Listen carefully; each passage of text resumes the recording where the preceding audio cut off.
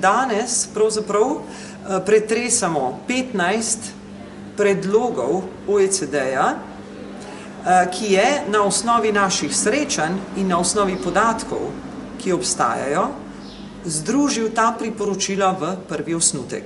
Današnja razprava torej poteka o tem, ali so te aktivnosti sprejemljive, ali so tiste, ki jih je potrebno še kako revidirati, oziroma kaj dopolniti, jih združiti ali kaj podobnega. Kateri so te aktivnosti? Ja.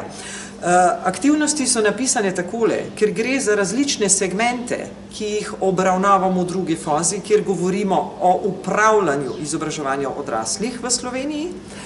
Torej so aktivnosti vezane tako na ukrepe, ali pa bomo rekli aktivnosti na nacionalni ravni, različnih politik, torej različnih ministrstev, tudi v povezavi z različnimi deležniki, kar pomeni delodajalci, sindikati, izvajalci, različnimi znanstvenimi razvojnimi inštitucijami in seveda drugimi izvajalci.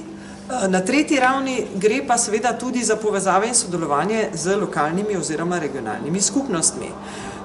Torej vse te tri segmente je pomembno pogledati, kako sodelujejo med seboj, na kakšen način ali dovolj spretno izrabljamo spretnosti, torej na osnovi aktivnosti, ki obstajajo in povezav med temi tremi ravnmi.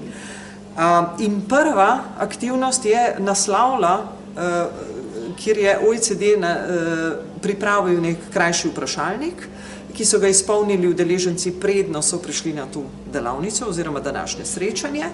In prvo na lestvici se je znašla izraba sredstev in vseh mogočih vlaganj, ki jih na nacionalni ravni pravzaprav namenjamo izobraževanju odraslih. Kako dobra izraba, na kakšen način boljše, kako povezovanje med različnimi politikami, zato da bomo bolj učinkoviti.